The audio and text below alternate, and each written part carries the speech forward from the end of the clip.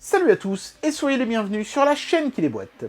Aujourd'hui nous allons tester des oreillettes Bluetooth de chez Huawei, les Open Earbuds 10. C'est vrai que les oreillettes Bluetooth c'est typiquement le genre de truc qu'on me demande le plus de tester, hein. Ça et peut-être les smartwatches chinoises à 50 balles. Souvent je refuse parce que bon voilà, vous savez ce que c'est, et puis à part vous dire oh le son est très bon ou oh le son n'est pas très bon, il n'y a pas grand chose à dire sur ce genre de produit, mais celle-ci, il y a pas mal de choses à dire, justement. Elles sont assez originales dans leur présentation et dans leur conception. Donc c'est parti pour le test de ces Open Earbuds 10 de chez Huawei. On y va. Et c'est parti pour le déboîtage des Open Earbuds 10. Alors ils ont juste marqué Open Ear sur l'emballage au lieu de Open Earbuds. Et l'autre truc que je trouve un peu bizarre, c'est le choix de cette police de caractère qui me fait plus penser, moi, à, je sais pas, un coffret de matériel pour les artistes peintres, vous savez, du fusain ou des trucs comme ça. Ou peut-être à la rigueur celui d'un stylo plume. Ça fait pas très matos audio, et à vrai dire, ça fait un peu presque même cheap, je trouve, cette police de caractère hors sujet sur un tel emballage. Ils ont mis un petit effet irisé sympa, métallisé, mais bon, voilà. Hein, c'est d'autant plus dommage que le logo Huawei, lui, était plutôt classe, et j'aurais préféré avoir cette police de caractère partout, personnellement. Enfin bon, voilà. Donc à l'arrière, on retrouve bien le nom Open Earbuds, lui, cette fois-ci, 10 donc, et comme leur nom l'indique, hein, Open, eh ben, ce sont des oreillettes qui ne se mettent pas dans les oreilles, mais qui se mettent, entre guillemets, à côté, pour que votre conduit auditif reste ouvert, que vous puissiez rester capable d'entendre votre monde environnant. Voilà, donc c'est un type de casque un peu particulier. L'autre truc que j'ai trouvé magnifique sur cet objet, c'est la petite sacoche de protection. Et vous allez voir que ça n'est pas justement que une sacoche de protection, en dessous de laquelle on trouve un câble de recharge en USB type C, très bien, et sous le bloc de mousse qui calait l'ensemble, il y a la doc qui est vraiment archi méga succincte et qui n'est que en anglais. Bon, c'est quand même un petit bouquin, donc il y a quand même eu un petit effort de fait à ce niveau-là, mais bon, voilà, ça va juste vous apprendre à faire l'appairage Bluetooth et les différents modes de contrôle sur le casque. Rien de bien foufou.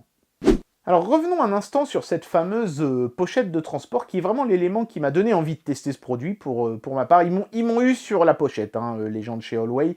D'abord, elle est assez sympa, j'aime bien ce côté un peu tissu acoustique qu'on avait sur les vieux amplis de chez Marshall, vous savez. C'est pas mal, j'aime bien, c'est assez bien vu. C'est très agréable au toucher, en plus c'est vraiment du tissu.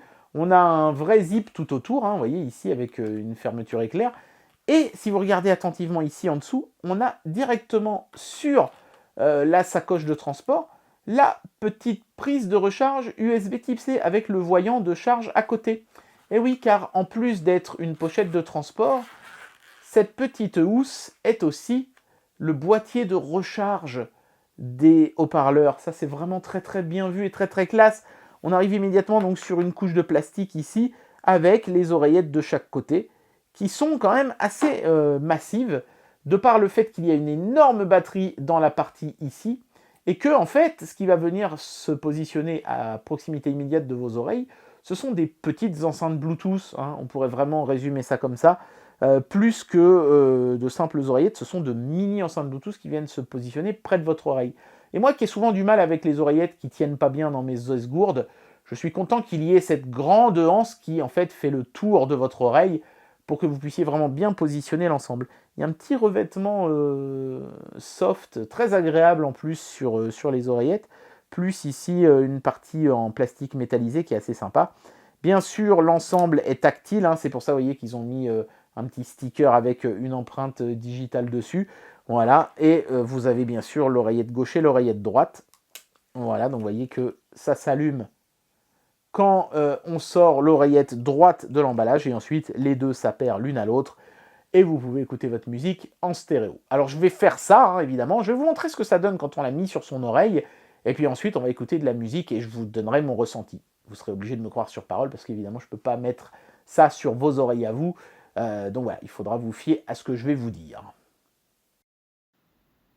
Et voici ce que donne un enregistrement vocal avec le micro intégré sur ces oreillettes. Je sais que pas mal de gens m'ont fait la remarque que ces oreillettes permettaient aussi de passer des coups de fil et que donc c'était important de faire un enregistrement vocal. Donc voilà, j'essaye d'y penser et cette fois-ci j'y ai pensé, donc vous pouvez voir un petit peu ce que ça donne. Voilà, et un petit close-up pour vous montrer un petit peu à quoi ça ressemble quand on a les oreillettes dans les esgourdes. Voilà. Ça c'est plutôt pas mal parce qu'en dépit de leur grande taille et de la grosse batterie à l'arrière, qui est nécessaire hein, évidemment hein, pour compenser la taille du plus gros haut-parleur hein, par rapport à des oreillettes classiques, on les oublie vite parce qu'elles tiennent bien aux oreilles, elles englobent bien les oreilles en faisant le tour. Et moi je préfère ça à un système d'oreillettes classiques parce que vous voyez, là je peux bouger la tête dans tous les sens, il n'y a pas de problème, les oreillettes classiques parfois pouf, elles tombent et on peut même les perdre hein, si on fait pas gaffe. Là au moins ça restera bien accroché à vos oreilles. Maintenant je vais écouter un petit peu de musique et on va voir ce que ça donne niveau qualité sonore. C'est parti. Bien voilà, j'en arrive à la conclusion de cette vidéo, je vais vous donner mon avis sur ce produit, et on va commencer bien sûr par la qualité sonore. J'ai écouté hors caméra de la musique avec ces oreillettes, et je peux déjà vous dire une chose, c'est que la qualité du son est vraiment excellente. Ça, je m'y attendais, hein, en général, quand ce genre de fabricant m'envoie des oreillettes, c'est parce qu'ils savent qu'ils peuvent leur faire confiance au niveau de la qualité sonore. Ce que j'ai apprécié, c'est qu'on n'a pas vraiment l'impression, justement, de ne pas avoir des oreillettes dans les oreilles. On ne perd pas en basse, en médium ou même en aigu. Hein. Tout est parfaitement bien équilibré, ça c'est vraiment cool. Comme si on avait une vraie oreillette dans l'oreille. Par contre, ce qui manque un peu, c'est le volume sonore, hein, forcément. Hein, cet éloignement par rapport à votre tympan, même juste de quelques centimètres, atténue considérablement le volume sonore. Et même en poussant les oreillettes à fond les ballons, vous aurez le son que vous auriez eu sur des oreillettes classiques en les mettant, allez, dans le meilleur des cas aux 2/3 et dans le pire des cas à la moitié, quoi. Alors certains diront tant mieux, ça préservera votre audition, c'est vrai, mais bon, les amateurs de sons qui braillent dans les oreilles préféreront les oreillettes classiques à ce système qui forcément éloigne un petit peu plus le son des oreilles, mais sans créer de déséquilibre. Voilà, c'est là-dessus que je voulais vraiment insister. On n'a pas l'impression que le son est lointain, on a juste l'impression qu'il est moins fort. Et c'est pas une impression, il est moins fort parce qu'il est plus loin de vos tympans, tout simplement. Mais sinon, le son est vraiment très bon. Ça, c'est vraiment la première chose. Ce que je regrette un petit peu sur ces oreillettes, c'est qu'on entend, entre guillemets, la transmission sans fil. C'est quelque chose qui avait tendance à s'atténuer sur les produits chinois ces derniers temps. Mais ces oreillettes-là retombent un petit peu dans ce travers du petit léger sifflement qu'on entend en permanence dès lors qu'une connexion Bluetooth est établie avec la source. Moi, ici, en l'occurrence, c'était mon smartphone. C'est un petit peu dommage parce qu'on nous avait habitués justement à atténuer, à éliminer ce défaut. Et on le retrouve un petit peu dans ces oreillettes-là. Alors, est-ce que c'est lié à leur concept ou pas, je ne sais pas. Mais c'était néanmoins présent. Dommage parce que je n'avais pas repéré de latence, par exemple, ce qui aurait pu en faire des bonnes oreillettes pour jouer en cachette à vos jeux vidéo sans que votre maman entende la musique, mais néanmoins en ayant la possibilité de l'entendre quand elle vous appelle, par exemple. Là, vous pourrez le faire, mais voilà, si vous avez un moment de silence dans votre jeu, ou quand vous regardez un film aussi, les moments de silence, vous entendrez ce léger petit sifflement. Par contre, évidemment, quand vous écoutez de la musique, en général, la musique couvre largement le sifflement, qui est vraiment à peine audible, hein, c'est vraiment hyper léger, mais il est quand même néanmoins présent. C'est le petit point négatif de ces oreillettes, qui sinon, à part ça, ont vraiment un son excellent. Et bien voilà, c'était le test de ces Open Earbuds 10 de chez Huawei. Et comme vous avez pu le constater, bah effectivement, c'était des oreillettes qui étaient très originales et franchement pas mauvaises du tout. J'espère que ce test du coup vous aura plu, et moi je vous dis à très bientôt pour un prochain test. Allez, tchuss!